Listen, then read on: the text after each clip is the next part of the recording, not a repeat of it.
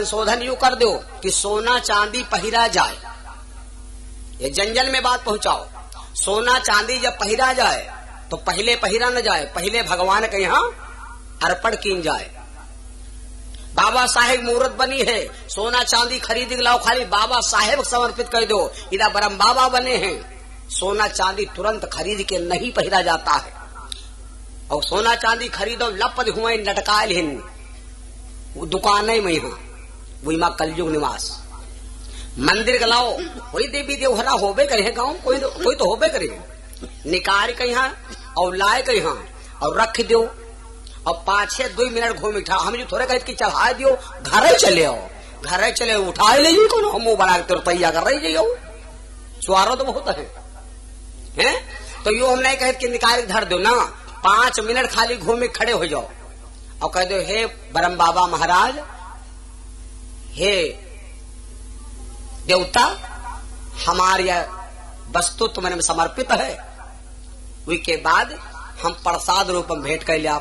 वह पहले बहुत दिन तक चली और बहुत दिन तक वह तुम्हारे सतयुग त्रेता द्वापर में यहाँ साधु संत महात्मा लगाए समाधि करद करद भजन मरी गे, हड्डी खाए गए सियार और मासे में यहाँ रही नहीं गा पानी। लगाए समाधि सब बाबा के वह तेरा दर, और ना भगवान मिले ना कहो भगवान नहीं मिली, कोई नहीं मिला। और हमारे युग में महाराज को तपस्या करे की जरूरत नहीं, खाली आधार कार्ड हो जाओ गप दे। कहा आज ना आधार कार्ड लाग रहा है, तुलसी बाबा रामायण में लिखाएगी आधार कार्ड तब लाग कर रहा है। तो कलयुग बोला महाराज, कलयुग में यहाँ हमरे युग में आदमी के यहाँ तक ई जवाने में जौन बाबा बैठे दिन भर माला जपे ध्याला भरे काम न करे, वही भर कोनो सिर्री बाबा नहीं, वही भरे कोनो बेकूफ बाबा ही नहीं। कलयुग में केवल भगवान के अर्का करो। कलयुग बोला महाराज हमरे युग में,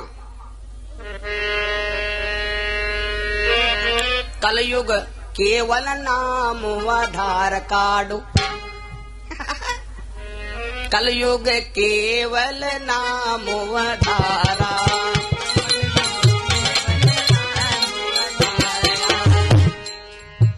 कलयुग केवल नाम आधारा,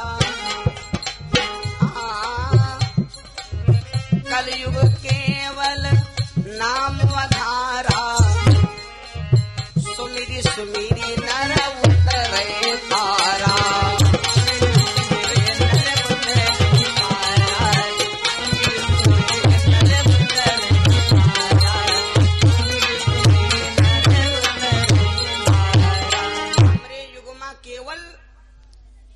आदमी भगवान का नाम ले ले, जी पर भरोसा हो कि हमारे भगवान है, वह नाम से आदमी तर जाई। नाम लेती भव सिंधु सुखाई,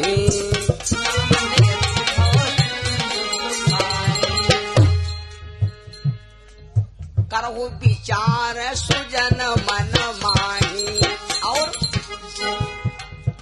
जिनकर नाम लेती जग माही, सकल अमंगल मूल न साही।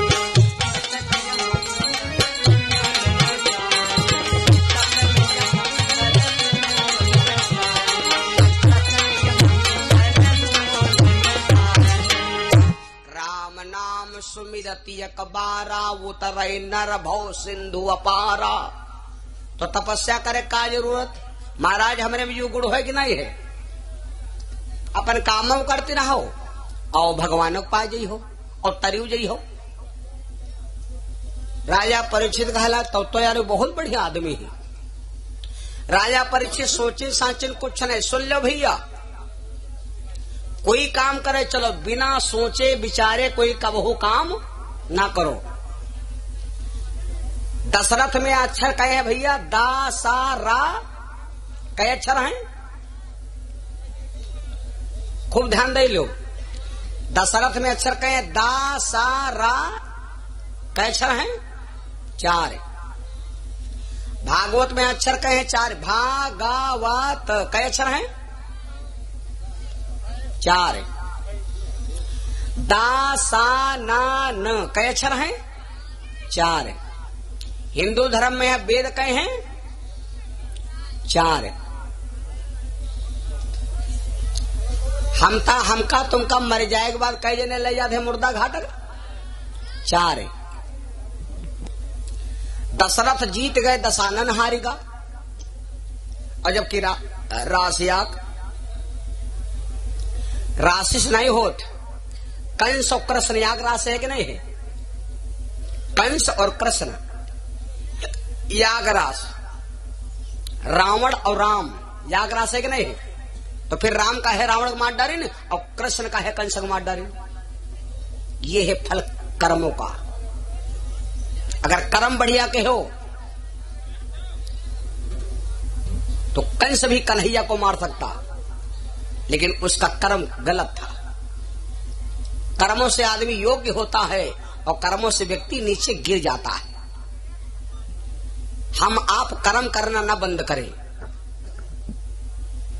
मेरे भैया। दशानन हार गया, दशरथ जीत गए। क्यों? क्योंकि दशरथ इंद्र के ऊपर थे और रावण दशानन इंद्रियों के नीचे था। वो आदमी घर आए शाम को, जौन आदमी दारू के ऊपर हुई, और वो आदमी खंतिम गिरी जौन दारू के खाले हुई, दारू के ऊपर हुई। खूब ध्यान दे ले हो। राजा परीक्षित खुश हो गए, कहा लगी तो बड़ा काम कहे, तो खुश हो गए। और भगवान श्री कृष्ण ने अर्जुन से कहा था, अर्जुन सोने में निवास मेरा। भैया जानकी प्रसाद चांदर क्वार्टर से भैया ने 101 रुपये दान भगवान की चरणों में, परमात्मा सुखी रखे भैया। तो यहां पर समझने वाली बात, भगवान श्री कृष्ण ने अर्जुन से कहा था, अर्जुन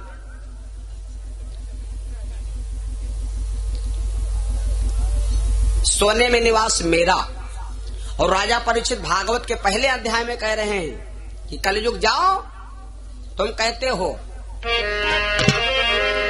कलयुग बोला भूप से हमका जगह बताओ।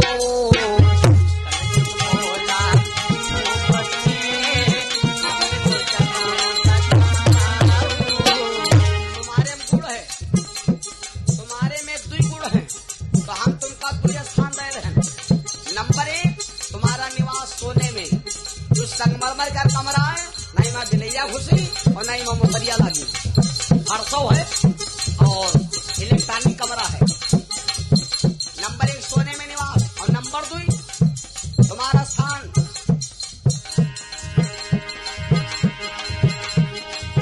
कलयुग बोला धूप से प्रभु हमका जगह बताओ, प्रभु हमका जगह बताओ। राजा परीक्षित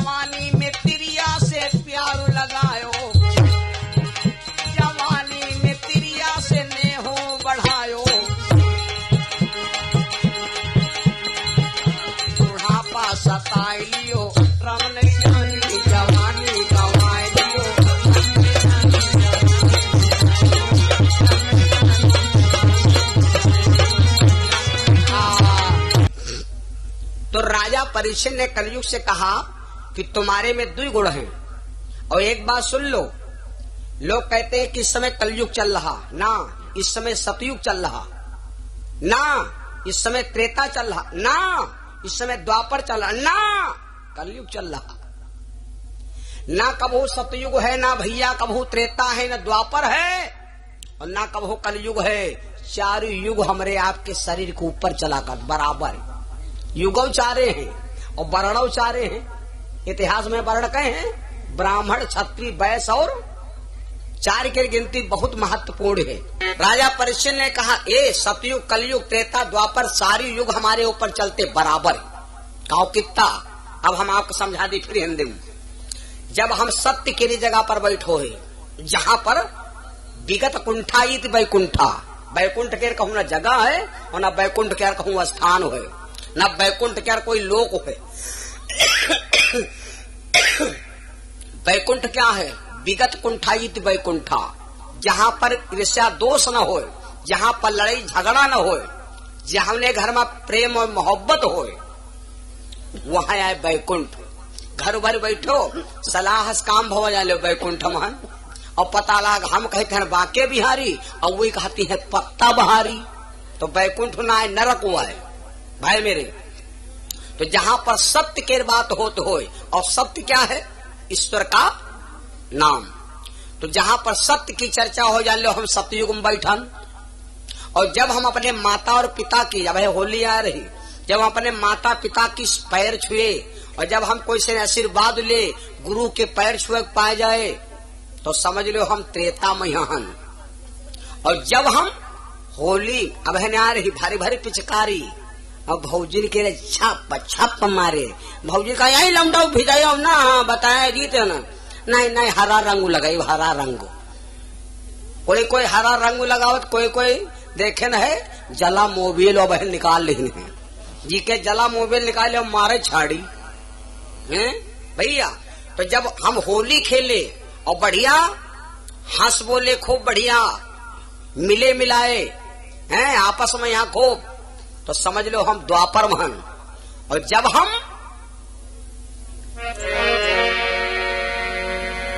इस शरीर के अंदर भरक चाहिए अच्छी चीज और इसके अंदर भरे कच्छ मच्छ 12 नरसिंह गलत काम करे तो हम कलयुग महन भाई। इस 4 युग है शरीर पर, चाहे जौने युगमय का ढाल लो वही युगमय चल लिए तैयार है।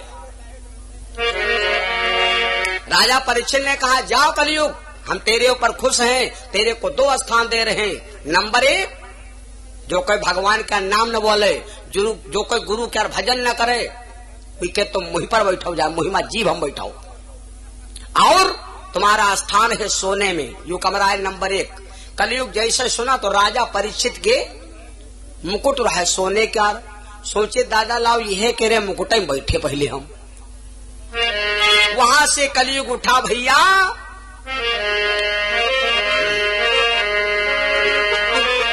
कलयुग वहां से गायब हो गयो जो मुकुट समाई।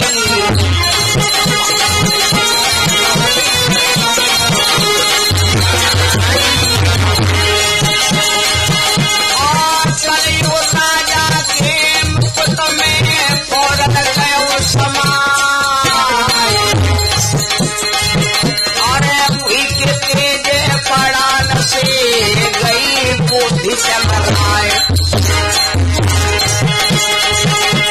सारे राम हरि को नाम, सारे राम हरि को नाम करे शरणाम।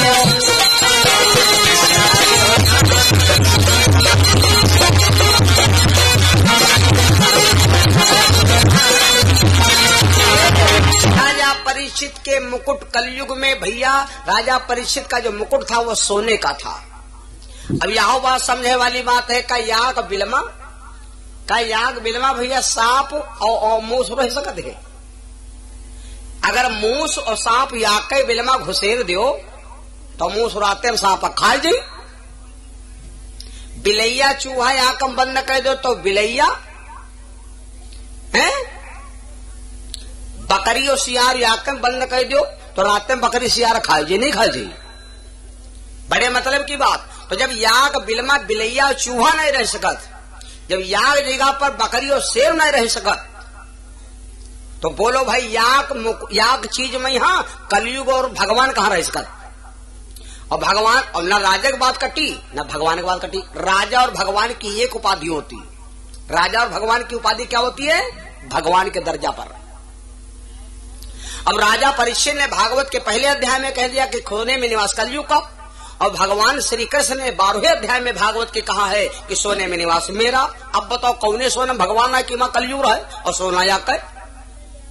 तो संतों ने कहा महाराज मामला होगा गड़बड़, तो फिर तब क्या किया जाए? बोले एक काम करो, उमा संशोधन यू कह दी जाए कि ईमानदारी क्या धन जो खरीदा हो सोना वही मार रहे हैं भगवान, और जो दलाली क्या हो वही मार रहे हैं कलयुग। तो फिर संतों ने कहा महाराज फिर भगवान जो है हाँ अरे हमका तुमका सोना खरीदे हो और ये गेहूं आलू बेच के 300 रुपया कुंटल आलू बेच के यहाँ कई रुपए तुम सुतिया बनवा ले हो बताओ। और दलाली में यहाँ कोनो प्लाट बेच लो 1.5 लाख रुपया खरीद गिना लियो। तो कलयुग जय जीत तो भगवान जो है हारे। तो संतों ने कहा एक संशोधन और कह दी जाए तेमा भगवान हारे ना। तो कहा एक संशोधन क्या कर दिया जाए? कहा संशोधन यू कर दो कि सोना चांदी पहिरा जाए। ये जंजल में बात पहुंचाओ। सोना चांदी जब पहिरा जाए तो पहले पहिरा न जाए, पहले भगवान के यहाँ अर्पण की जाए। बाबा साहेब मूर्त बनी है, सोना चांदी खरीद के लाओ, खाली बाबा साहेब समर्पित कर दो। इधर ब्रह्म बाबा बने हैं, सोना चांदी तुरंत खरीद के नहीं पहिरा जाता है। और सोना चांदी खरीदो लपद हुए लटकायल हिन दुकानें में यहाँ वही माँ कलयुग निवास। मंदिर का लाओ वही देवी देवहरा होबे करे गाँव, कोई तो होबे करे। निकाल के यहाँ और लाए के यहाँ और रख दो और 5-6 मिनट घूम उठा। हम जो थोड़े कह कि चढ़ा दियो घरे चले आओ, घरे चले उठा ले कौन हम बना के रुपया कर रही जाइयो।